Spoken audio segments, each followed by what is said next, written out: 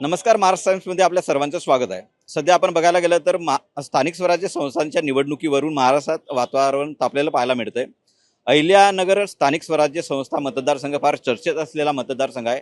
या मतदारसंघाविषयी एकंदरीत स्पष्टता यायला माझ्यासोबत आमदार विक्रमसिंह पाचपुते आहेत. सर, अहिल्यानगर मतदारसंघ कसं बघताय? नाही, हा भारतीय जनता पार्टीचा उमेदवार निवडून येण्याजोगा मतदारसंघ आहे आणि आमचा क्लेम आहे कारण यावेळेस जवळजवळ 50% मतदान हे एकट्या भारतीय जनता पार्टीचं आहे आणि महायुतीचं जवळजवळ 80% आसपास हे सगळं मतदान आहे. त्यामुळे ही निवडणूक एक अतिशय सोपी असणारी निवडणूक असणार आहे. त्यामुळे आमचा प्रयत्न असेल की याचा उमेदवार हा भारतीय जनता पार्टीचाच असला पाहिजे आणि भारतीय जनता पार्टी सहजपणे तिथे एक नवीन आमदार निवडून आणू शकते. राहुरी विधानसभा मतदारसंघाच्या निवडणुकीवेळी बरीच चर्चा होती करेक्ट कार्यक्रमाची. प्राजक्त तनपुरे तुमचे उमेदवार असतील असं म्हटलं जात होतं. करेक्ट कार्यक्रम होऊन भाजप पक्षप्रवेश होईल असं म्हटलं झालं होतं, पण ते झालं नाही. पण आता चर्चा करेक्ट कार्यक्रमाची आहे. त्या अनुषंगानं काय सांगाल?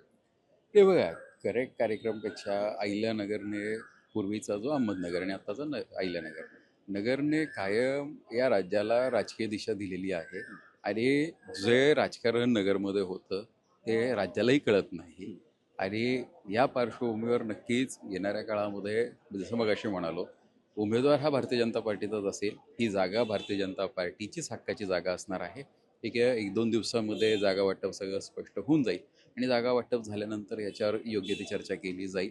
आणि मुळात म्हणजे काय की हे भारतीय जनता पार्टीचे श्रेष्ठी जे काही सांगतील किंवा जो कोणी उमेदवार देतील तो उमेदवार 100% निवडून येईल याची खात्री आम्हा सर्वांना आहे. बऱ्याच मतदारसंघामध्ये स्थानिक उमेदवार की आयातीत उमेदवार अशी चर्चा असते. तुमचे विरोधक राहुल जगताप पण रांगेत आहेत असं म्हटलं जात आहे. त्या अनुषंगानं काय सांगाल? ते मुळात ते जरी असलं तरी ते भारतीय जनता पार्टीत नाही आहे. त्यामुळे म्हणजे भारतीय correct जनता कार्यक्रम पार्टीत होणार नाही. ते भारतीय जनता पार्टीत जे असेल त्यांचंच किंवा भारतीय जनता पार्टीच्याच वतीने तो उमेदवार असणार आहे.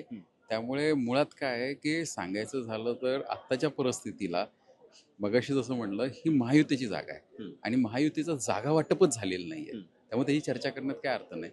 जागा वाटप आज उद्यामध्ये जसं होईल, जागा वाटप झाल्यानंतर सगळ्या गोष्टी होतील.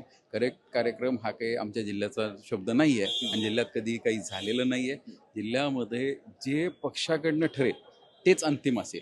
पक्षाकडनं जो उमेदवार असेल अधिकृत तोच निवडून येईल याची आम्ही खात्री देऊ शकतो. सर, दुसरा प्रश्न असा आहे, सुजय विखे पाटलांच्या पण नावाची चर्चा होती. तशी काही बैठकीमध्ये किंवा तशी काही चर्चा आहे का? हे बघा, चर्चा प्रत्येक गोष्टीची असते. भारतीय जनता पार्टीमध्ये चर्चेला महत्त्व नाही, निर्णयाला महत्त्व असतं.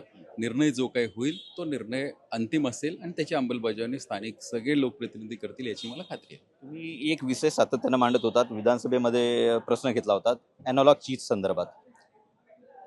अन्न व औषध प्रशासन मंत्री नरहरी झिरवळ यांनी कडक निर्देश दिले. त्या अनुषंगानं काय सांगाल? त्यांनी निर्देश कडक दिलेले आहेत. 1 मेपासून अंमलबजावणी सुद्धा अपेक्षित आहे. अनेक ठिकाणी तपासण्या सुरू झाल्यात, पण मला जे काही अभिप्रेत होतं, अपेक्षित होतं त्याला तेवढा वेग अजून आलेला नाही आहे. त्यामुळे आम्ही सरकारच्या पाठीशी आहोत, प्रशासनाच्या पाठीशी आहोत की लवकरात लवकर कारवाया पण सुरू झाल्या पाहिजे.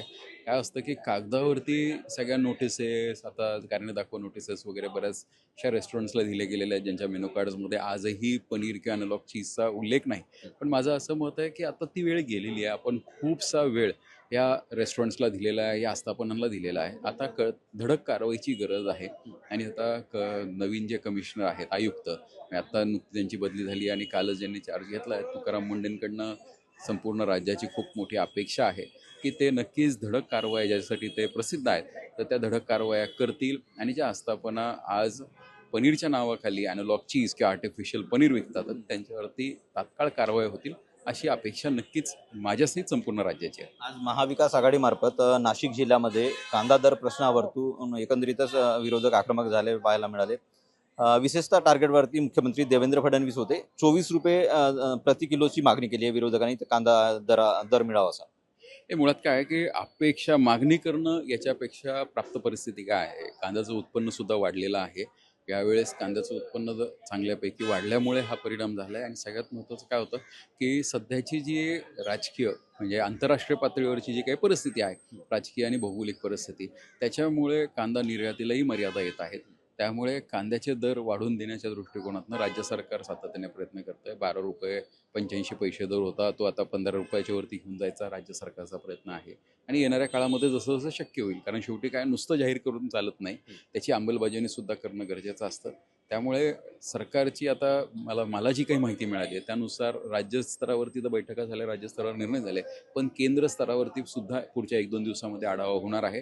आणि हा आढावा झाल्यानंतर नक्कीच जे कांदा उत्पादक शेतकरी आहेत यांना न्याय देण्याचा प्रयत्न केला जाईल. शेवटचा प्रश्न आहे, मी परत स्थानिक स्वराज्य संस्थांच्या निवडणुकीच्या प्रश्नावर येतो. या एकंदरीतच अहिल्यानगर स्थानिक स्वराज्य संस्था मतदारसंघामध्ये तुमचं घराणं असेल, म्हणजे पाचपुते घराणं असेल, विखे यांचं घराणं असेल, यांचा दबदबा राहिलेला आहे किंवा त्यांनी जो सजेस्ट केला आहे तोच उमेदवार विजयी झालेला आहे. तुम्हाला काय वाटतं, प्राजक्त तनपुरे जर भाजपमध्ये येतात किंवा राहुरी विधानसभा वेळेस जे अपूर्ण राहिलेलं कार्य आहे ते यावेळेस पूर्ण झालं तर म्हणजे प्राजक्त तनपुरेंचा अभिनय तो कभी नाही हा जो दावा आहे तो सत्यात उतरेल असं वाटतं? हे बघा, राजकारणात कोणतीही वेळ शेवट नसते, कोणतीही वेळ कोणत्याही परिस्थिती ही शेवट आणि प्रथम नसते. तेव्हा अभिनय तो कभी नाही असं कधी नसतं.